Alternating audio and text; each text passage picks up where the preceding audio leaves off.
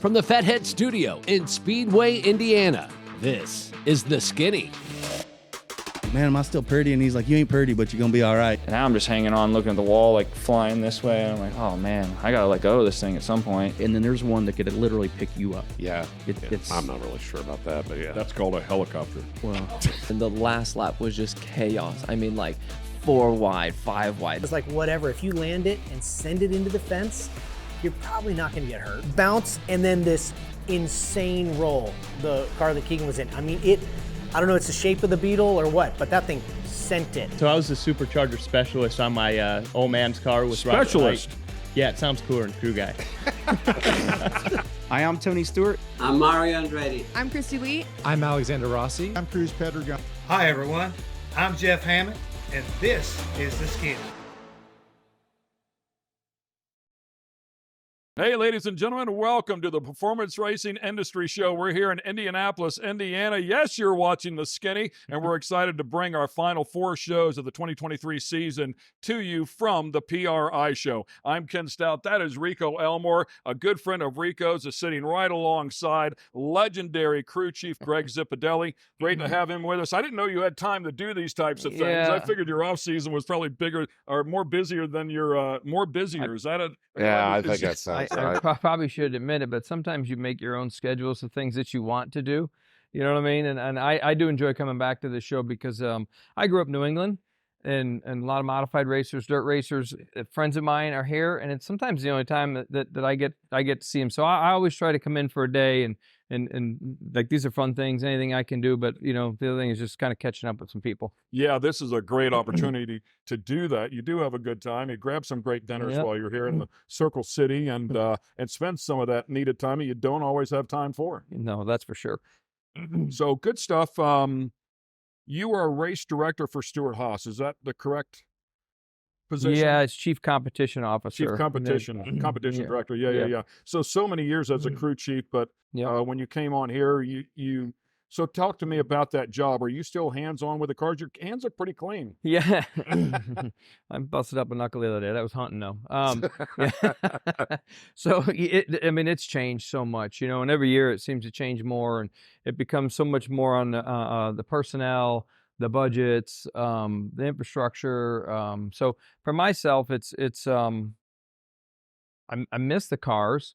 You know, I still go to racetrack every week. We'll attend some test, you know, down with the guys. But from the actual day-to-day cars, you know, we've got a performance group, and we've got a technical director from engineering, and they kind of have gotten them splitting responsibilities. But I'm still there in every day and every meeting and with them. But so you're like an underboss, and then you have your captains. That's one way of putting it. So it's busy, yeah.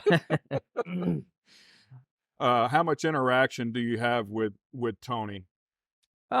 We try to have a standing weekly call if he's not in town. So you know, probably every other week we have a lengthy conversation about just kind of filling him in and what's going on at the shop and personnel things and stuff like that. And then, you know, same thing. I'm getting the skinny on the drag racing and the things he's having fun with now, you know, which is, you know, well deserving. You know, he's given a lot of his life to you know, people like myself that gave me opportunities and gave me a great career in the sport. And now there's 340 people at Stewart Haas Racing that you know, when he teamed up. How many? About 335, 340 people. Yeah. You know, so his hard work, number, dude. His hard work and Gene's hard work of the past, you know, gives all of us opportunities to have a great work environment, a great place to go to work every day, and to do what we love, and you know, try to win races. So how many of those 340 are under your umbrella that you take care of? God, I don't know. From anything from manufacturing, CNC, car builds, prep shop where we build the cars, suspension room, Xfinity. Would you say everything on the NASCAR side?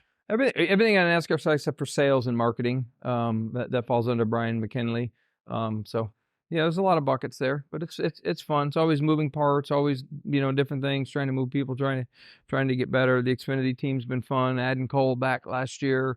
allowing that to grow, bring a bunch of new people in, and we kind of use that as a training ground for not just drivers but for personnel also.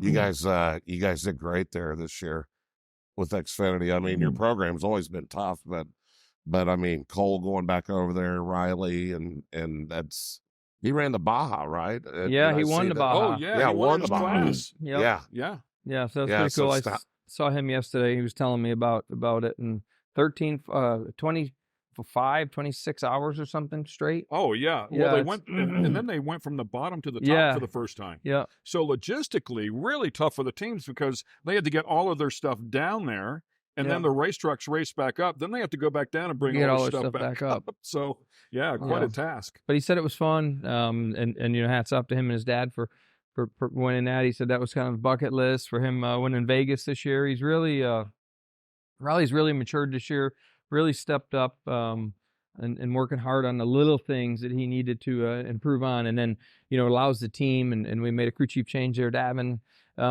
Steve-O's there this year and done a really good job with him getting his first win and a lot of top fives towards the end of the year. So that's real exciting from us, and I love to see that stuff. I love to see people growing and when they have an opportunity and taking it and running with it. You talked about testing. So Slugger Labby told me a story about testing with Tony. and Tony lighting everybody up with the aerosol can and the lighter. And then Slugger putting the road flare on a stick in Tony's car when he was still in the car. And he as he said, I had it in there and Tony was screaming and crying and wanting out. Said he couldn't breathe because all the smoke. And Slugger had a hold of the window net where he couldn't get it unlatched. And Slugger said he turned around and looked back at Zippy, and Zippy said, "You're fine. Just keep it going." Because nobody would ever get him back. Nobody would ever get a raise, by the way. Yeah. Oh, well. It was worth every penny. If he didn't have it coming to him, then I would, that would have been a different reaction. But, sometimes what goes around comes around. And to your point, he was always dishing it out, and nobody ever knew, could I or should I? He's a good disher outer. Yeah, very good with One that. of the best. Yeah. That's an interesting story. So any damage to the car? No. He was. We used to have to hide the torches, the big butane torches. And then he'd grab a can of brake clean, and when you were sitting there working at the desk, he'd come up behind you and heat the seat up, catch your pants on fire. Well, when they say when you bear hunt, you only have to be faster than one guy. Yeah, that's right. The Skinny is brought to you by Fatheads Eyewear. Fatheads Eyewear, hardcore since '04.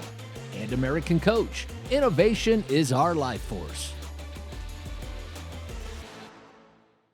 Welcome back to the Performance Racing Industry Show. You're watching The Skinny. We have Mr. Greg Zipadelli on the show with us here. Zippy, affectionately known by many here, of competition director for Stewart-Haas Racing, legendary crew chief, has worked with some of the absolute best and a number of cup championships underneath his belt along the way. If you watched the first segment, you heard him mention he nicked his finger, but it had nothing to do with racing. It came from hunting. So an avid hunter, both guns and archery, and bows. Yep. Yeah. I mean, kind of scroll through some of the social media, and boy, you're pretty good at that gig. I try. You know what I mean? It's fun. It's something I do with my kids. My oldest son now is in college. He loves hunting and fishing, the outdoors. Wants to do something, I think, in the outdoors.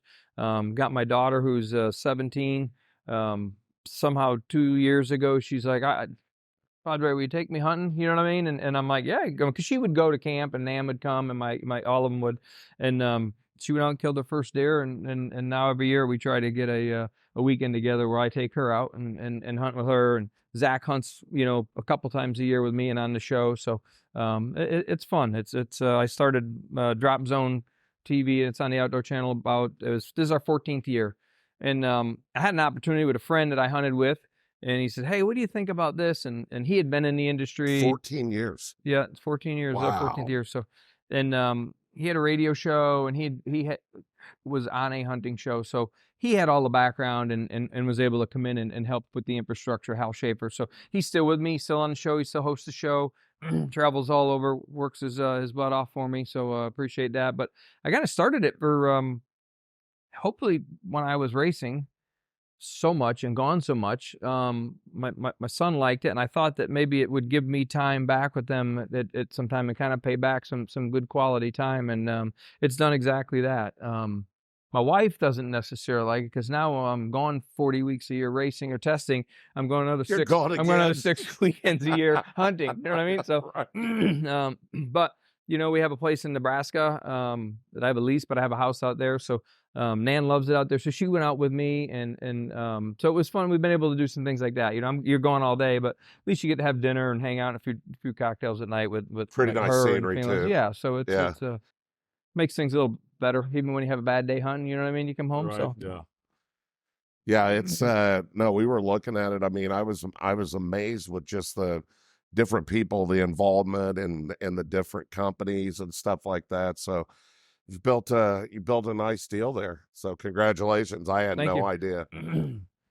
It's fun. Like I said, I've got an agency that takes care of most of it, and I got a guy that produces the show and edits, and I got a guy full time that hunts. So I get to, you know, reap the benefits of their hard work year round and make some final financial decisions and the rest of it. So I'm not, you know what I mean? And I just get to go hunt.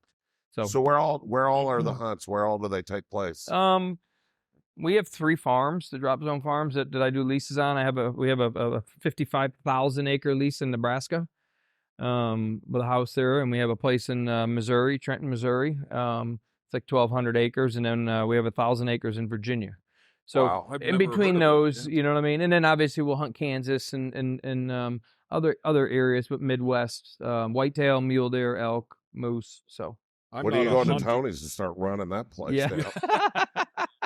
He's got I've some never been a monsters. hunter at all, so I know nothing about this. So explain to me a little bit more.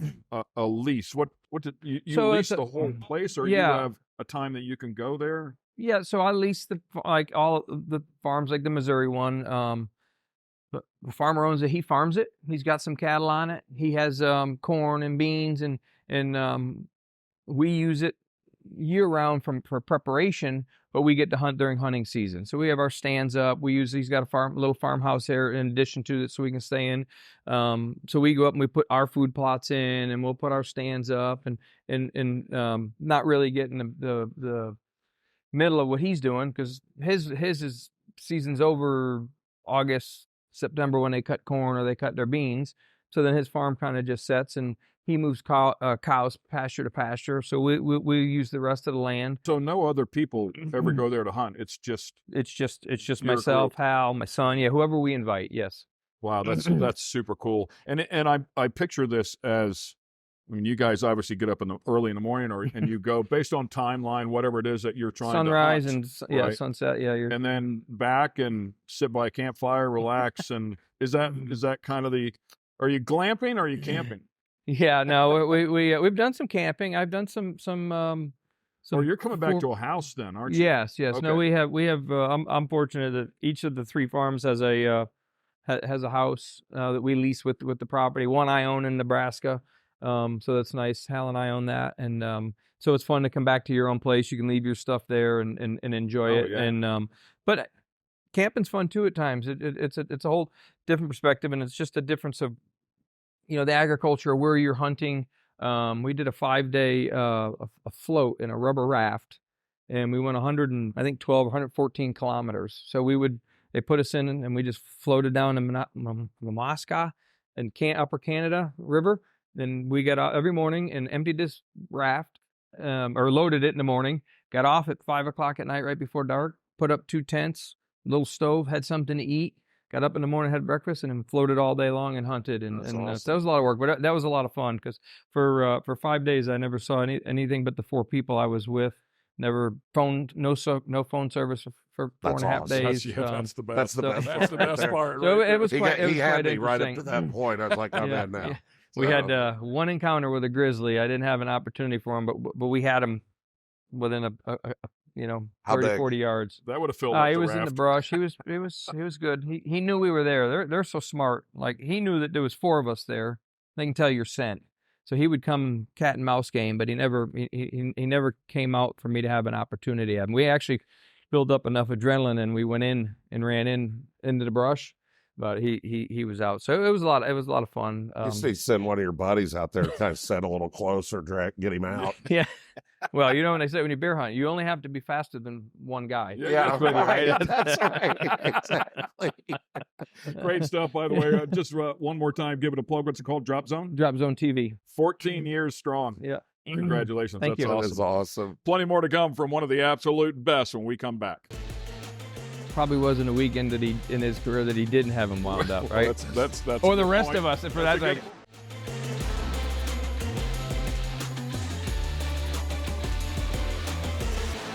Welcome back to the Skinny. We're here at the PRI show. We have Zippy on the show with us here today. Great to have somebody of his stature take a little bit of time out of his schedule and spend with us. Greg Zipadelli, who's competition director for Stewart Haas Racing. And that previous segment you talked about, you've been racing since you were this tall, and the stuff that I was able to dig up on you, I believe went back to 1988. Wheeling Modified Tour. You're out of Berlin, Connecticut, Yep. home, the Northeast home of the Modifieds, of course. You went on to win a championship that year with the family team. Yep. But you said you started when you were younger, so take us back, man. When did you get the bug? How did that go down? Was your dad a racer? I mean, what happened there? So my uncle has always owned a modified. Billy Carrazzo, who gave me my start, but owned a modified. And my father built motors for a number of years. It was in our garage behind our house. And all the guys would be over working on it, and my mom would take us. I can remember about 4 or 5 years old going and sitting in the stands, and then after going down to the truck and everybody's drinking beer and having a good time. So I learned some of those priorities at a younger age. I didn't get to partake till I was older, but it was fun, and the fellowship part of it, and the racing, and I liked it. So I was always around the garage, and I guess 84 is when I really got involved. Brett Bodine came to drive the car. Oh, wow. And so he was with us for a couple years. So I was really fortunate to be able to be surrounded by good people. Good drivers that worked on their cars. Brett was one of those really hands-on guys, could build and make anything. So it was fun to work with people like him. Then Mike McLaughlin came in, who is maybe arguably one of the best fabricators in the series. I mean, the man can make and do anything. Creative mind, best friend. Him and I have we still own property together. Since he came in 87, I think it was. Him and I have been best of friends, have owned multiple houses and things, still hang out. Saw him this weekend. But getting surrounded by people like that had to drive the passion, and were able to instill that in me at a 13, 14 years old. It was pretty special for me. And knowing that, like you said, my uncle owned that car for all those years, and we were able to win a modified championship for him, and be part of that, was a lot of fun. And that was with Mike. That was with Mike McLaughlin. Yep. Yeah. Yeah. That's, I didn't realize he was a fad guy. It's funny you were talking about at a young age. So my uncle at the time, he raced at a little track, Mount Lawn Speedway in Newcastle. And we were the same age. We were like, 4 or 5 years old. And it was the most unruly place in the pits. Like, it was, if you put somebody out of the race, you were getting put out when it was over. And I mean, if they Frontier justice. and they let it rip. They didn't cut it down. I mean, it was, but it was neat, and there was so much happening there. You know what I mean? The whole time, and I wanted to race. I wanted to be involved. I just outgrew it somehow. I don't know how that worked, but anyhow, yeah. But yeah, so maybe race tractors, but yeah. So it's I totally get it. And so what's the one? Is that Stanford or Stafford? Stafford. You guys Stafford, run that was that? a home track. Yeah, okay, that's what I we thought. did. We ran that in Thompson quite a bit. Yeah. Loudon, 1990, Loudon was the first time we with Mike. That was when that track was brand new, and we went up and did a Goodyear tire test for them, And then in '88 we had run, I don't know, we used to run 65, 70 races a year with the modified. Wow. And then we started '89 running a split.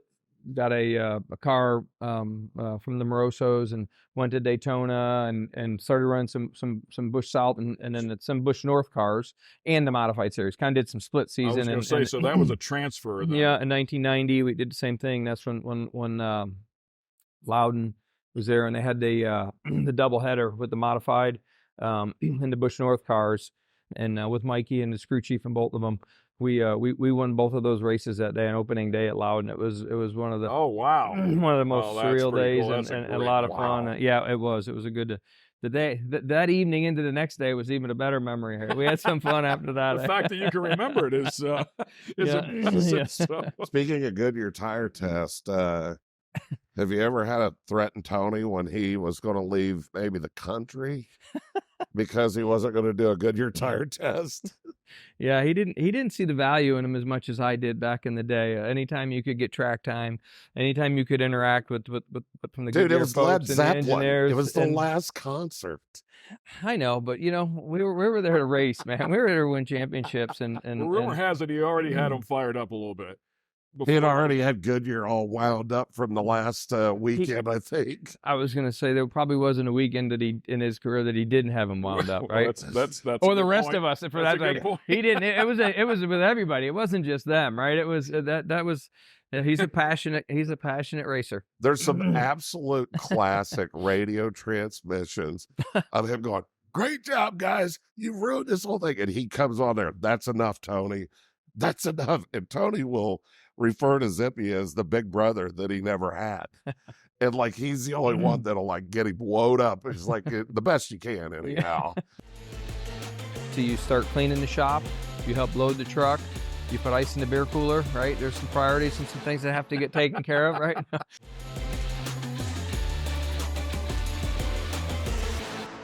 You're looking at Mr. Greg Zipadelli. Zippy, to a lot of his fans, from 1999 to 2011 was crew chief for Joe Gibbs Racing on the 20 car with drivers Tony Stewart and Joey Logano, winning the NASCAR Cup Championships in 2002 and 2005. Certainly one of the best to get it done here at the highest level of the game. Now competition director, as we've documented here on this show, for some guy named Tony Stewart, Gene Haas. It's a pretty good group to be associated with, but You've been duking it out with that Tony Stewart guy for a long time, and talk about different personalities. Tony Stewart, Joey Logano, my goodness. Yeah, a little bit, but I think Joey, in all honesty, in Joey's younger days, but Joey's turned into a really passionate racer, and he's there to do one thing. He learned the game. Not make friends, win races, and proud of him where he. How long in the road he's taken and how hard he's worked and where he is today. He's a great kid. Was that a struggle, something to try to teach him to get a little more aggressive? Well, I think, when you come in the series, you're trying to earn respect, right? And he was so young when he came in. He had a lot of success in the Xfinity series with us at Joe Gibbs Racing. He did a lot of testing for us in the previous years, the ones that Tony didn't want to do, which was most of them. Or Joey would go with us and we would test some things, and then Tony would come in the second day and get in the car and we'd go through some things with him. So it was fun. We had had a good working relationship with Joey. He was a great guy and willing to do anything. He came from I came from Berlin. He was Middletown, Connecticut. Yeah. We were 30 minutes apart growing up. Had a lot of mutual friends, his dad and people in town. So it was fun. His dad's wild. Yes, he's another passionate. Very Italian, passionate. Yep. Gotta love him for that. Keyword passionate. Yeah. And I love it. I've seen him and I mean, it's definitely dad, but it's also competitor. Like yeah, he's a really strong, passionate, but he's been a business guy his whole life and in a garbage business. And, yeah, pretty in brutal that area, right? So it's Northeast, Northeast. Yeah, we can add all that stuff in there and let everybody paint the real picture, or we can just kind of leave it as yeah.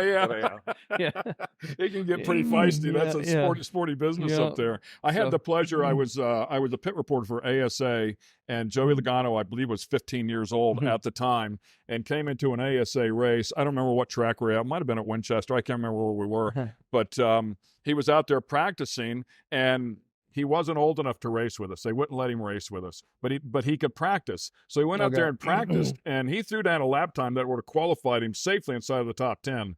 But unfortunately was not able to race with us. We did an interview with him and had a chance to chat with him, but very young, as you said. So, and he did progress very, very quickly. Yes, he did. Going back, you mentioned it before in that previous segment with the Busch North Series, and you guys won a championship there as well. I believe it was 1997 with Mike Stefanik, and we were kind of snooping around on social media, and we saw one of the cars that looked like, I think it was was it a throwback scheme? Yeah. Did you guys put it on there and put Mike's name on it? It was a throwback scheme for Mike that they did, which was really cool after obviously losing him a few years ago. Another great guy, unbelievable competitor, worked his guts out, crafty. I mean, just a true racer. You knew whenever you showed up and he unloaded his car, you were going to have to compete with him that day. So it was a lot of fun. And then having the opportunity, like, it was one of those relationships with, like, you know, you really didn't like him because when he showed up, you had to race him, and he was that good. His stuff was good. He built his own race cars. He was pretty creative and you know, from the chassis stuff and body stuff, and was always, you know, on the cutting edge of things. And then it was a lot of fun to then be able to work with him for a few years in the Busch North Series and win a championship with him there. And, you know, then I had opportunities to move south. So I took those opportunities and So when you work with people like Stefanik and McLaughlin, that are fabricators and creative, as you put it,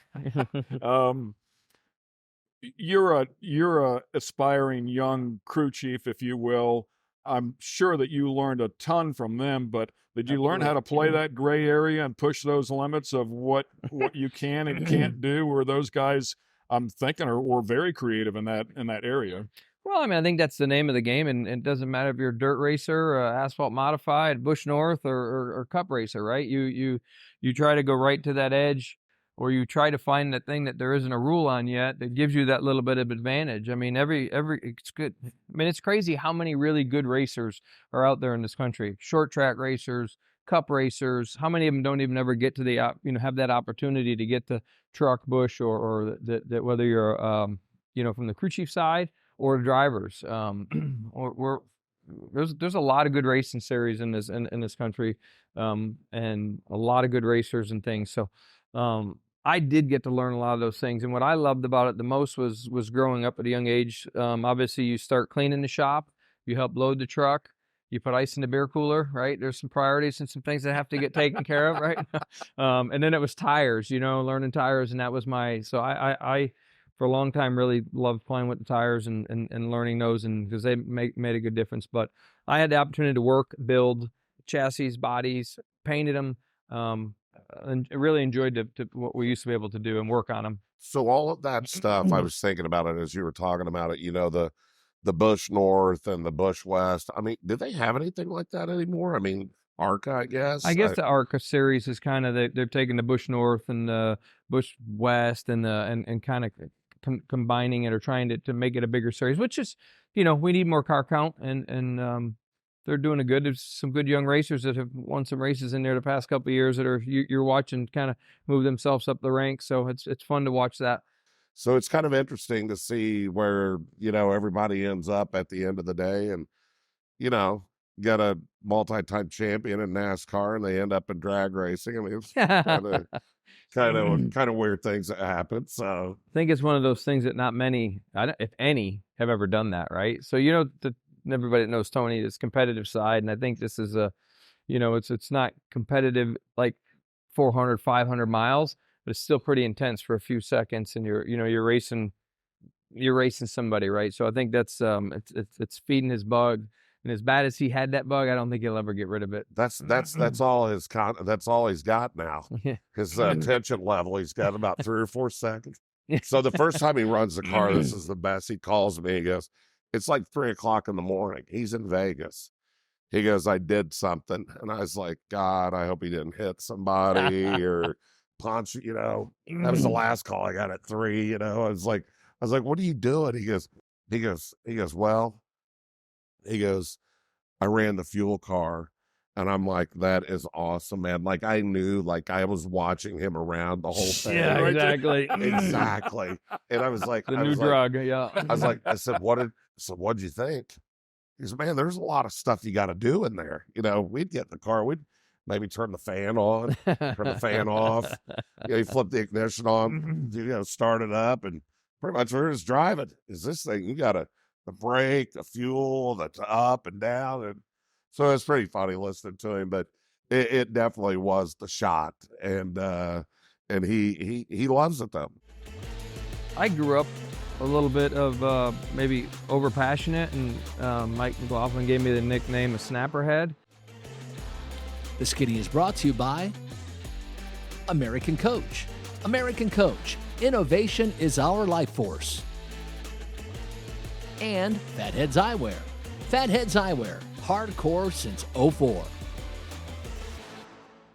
Welcome back. Once again, you're watching The Skinny. We're right here in the middle of the MAVTV booth. We're in the middle of the Performance Racing Industry Show, which happens in the middle of Indianapolis, Indiana, about 20 minutes away from Speedway, Indiana.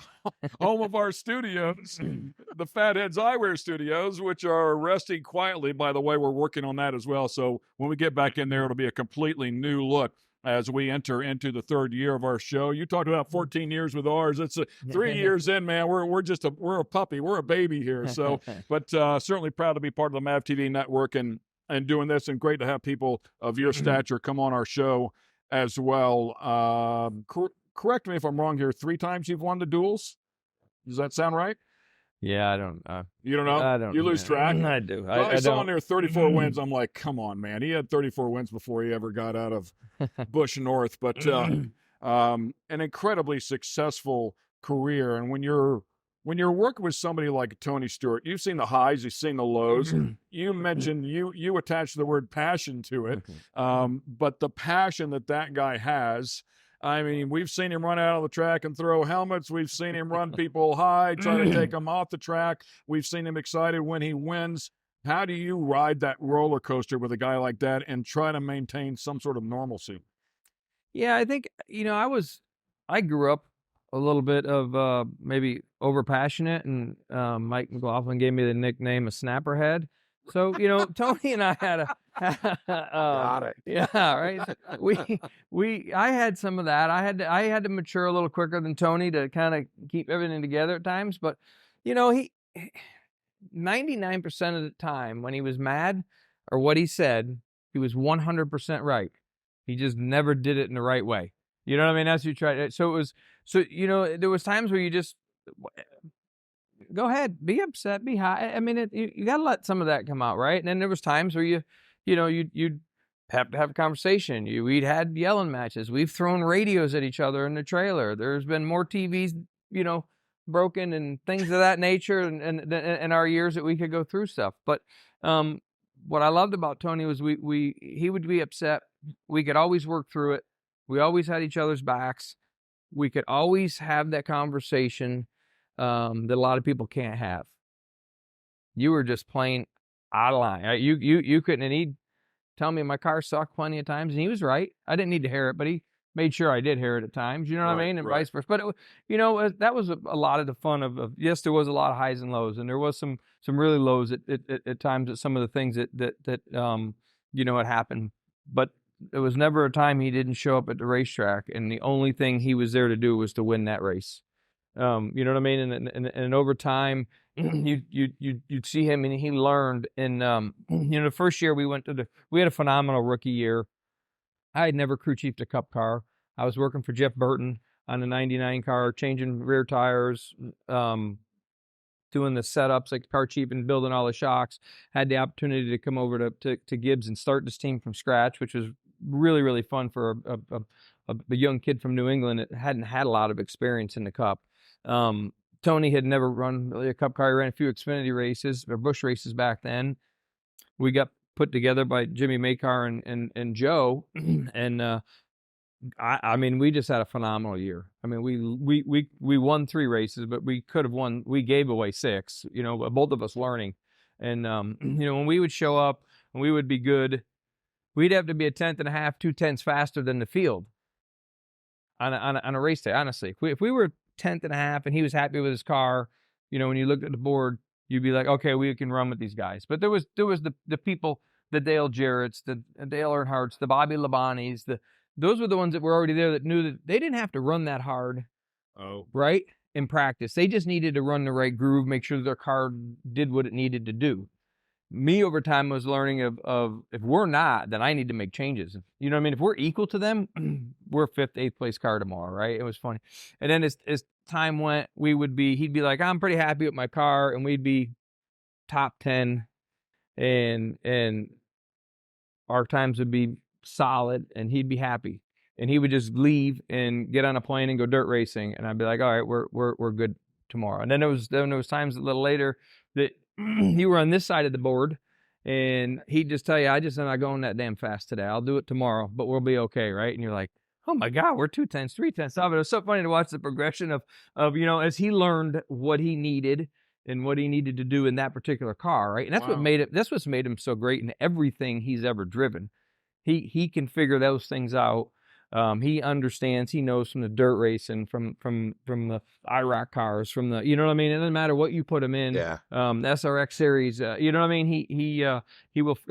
He'll find a way because he knows exactly how hard and when, and he learned that. But that was a lot of fun over the years that we worked together to kind of see that change and know. And it took me a while to figure it out because sometimes I'm in panic, and you know what I mean. He's like, Potts, don't worry about it. We're gonna be fine tomorrow. You know. There's other times we were horrible. He'd show up at the drivers' meeting. He goes, did you have the Ouija board out last night? And he goes, is the list this long of stuff you changed because it needed that, right? Yeah. And he goes, okay, then we'll be fine. You know.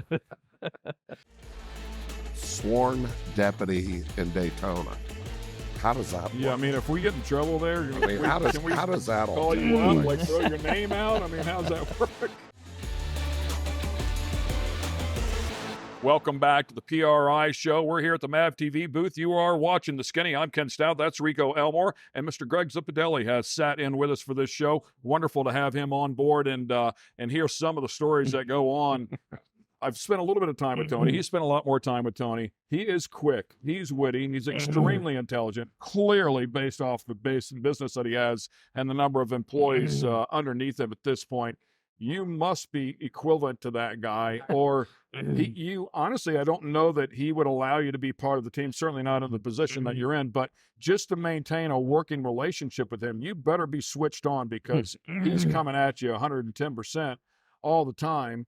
I wonder how big of a struggle it is whenever you have somebody that, you know, if he comes over the radio and says the car sucks today and the entire crew is hearing that, there's a chemistry that you have to maintain from that team to keep them digging, to not build animosity towards a guy that's saying, hey, man, the car that you guys have been working on isn't very good here today. What is it like to maintain that level?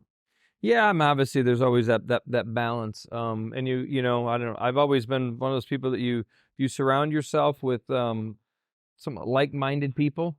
Tough love people. Yeah, well then you know, you as a leader, you want people that are going to get in the trench and fight for you.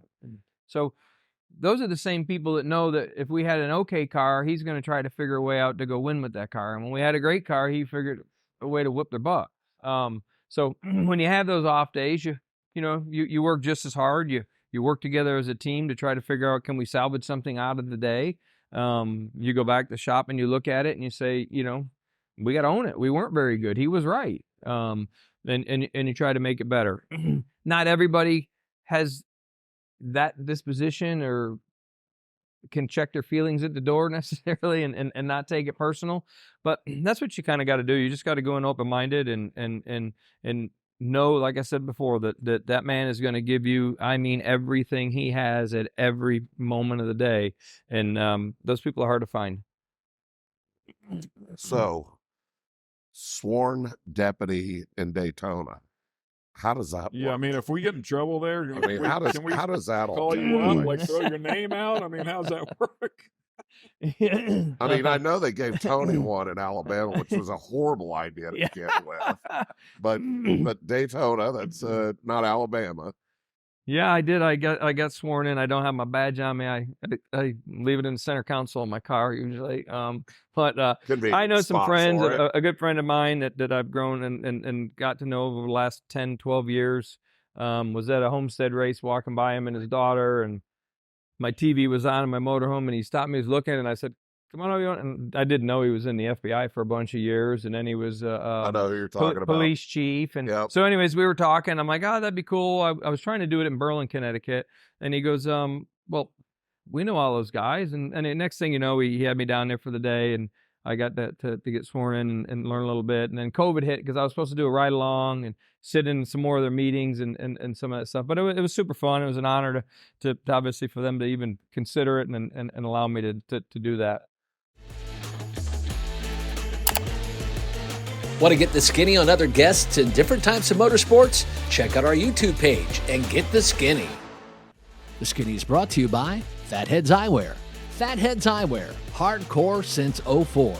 And American Coach. American Coach, innovation is our life force. Welcome back to the Skinny. Ken Stout, Rico Elmore sitting right alongside. Rico was able to get in touch with this guy and got him committed to come. Not that you're committed, but maybe you should be committed as long as you've been in the race. I told him it was only 5 minutes, so it ran over a little bit. Don't use the word only. Say 5 minutes. It's 5 minutes. It's at least 5 minutes. Yeah. Exactly.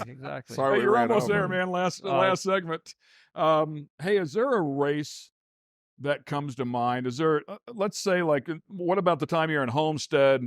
You guys are in the hunt for the championship. Tony goes from the front to the back, to the front, to the back, to the front again, and passes like, I think 34 cars on the day or something. But is there a race that jumps out in your career that stands above the rest? I mean, honestly, anytime you win in the Cup Series, it's a great day because it's competitive. It's hard. You don't know when the next one's coming. But if I had to go back, just because of mine and Tony's relationship and him being at Indy, was our 2 Indy wins. The first one for sure. Really? Because when we went there, we had some wicked fast race cars. First 4 or 5 years, sat on a pole, and then it would be like, I don't know. I think we both got tense and screwed everything up multiple times. And it was painful. And it was like one of those things that when I walked in there the first time to race with him, knowing what it meant, and to go into Indy, and what a racetrack that place is, and what it means to so many racers in the country, in the world, right? All over. The butterflies. That's real. I mean, it is. That place is. It is, especially with the oval. And knowing that Tony was from there, and how much everybody said we circle a race. Well, he highlighted the whole thing, right? Didn't circle out when it's like, that's one that we won. I mean, that's how much energy and passion he would bring to that place. And like I said, we had some really, really good race cars, and always managed to run 4th, 5th, 6th, 8th, 10th with a car that was probably capable of winning, and pit calls, 2 tires, 4 tires, you know what I mean? Whatever the case was, lead 2/3 of the race one day, and all of a sudden we get a late restart, and you start driving harder. You start changing the way things are done and the way the car's set up, and you end up 6th. And so when we finally figured it out together and won that race, knowing what it meant to him, it couldn't replace that. I mean, it was honestly equal to our first championship. Wow! Just because of the amount of passion, and energy, and how much he wanted to win there. We've got to wrap things up here, but you've got a strong lineup here. I'm sure you're excited. Some new guys there on the team. Briefly touch on what 2024 looks like. Yeah, for us, obviously, with Kevin, Tony leaving a few years ago, Kevin Harvick retiring and moving on to the broadcast booth. Can't thank him enough for the last 10 years of his leadership and him pushing us and all the wins that he's brought to Stewart-Haas. But we're I guess in we got a little bit more of the young gun type of a feel, and looking for a 2 and a 3 and a 5 year plan of hopefully having the right talent that will grow allow our group and our teams to grow with some of these young guys and have some really good racers for the next long term. You know what I mean? So we're in a little bit of rebuilding year from a driver standpoint, but proud of everybody we have. Really looking forward to it. Very optimistic of the talent level that we have. I love the diversity that we have in the group going into next year. I think they seem to be really working well together. I think they'll push each other. Hopefully they can all help each other and grow and be really successful. Appreciate the time. Yes. One of the absolute best. Now you know a little bit of the skinny on the competition director from Stewart Haas Racing. Keep an eye on them and that young gun staff that they have with all of their cars. Should be a lot of fun. Thanks for watching.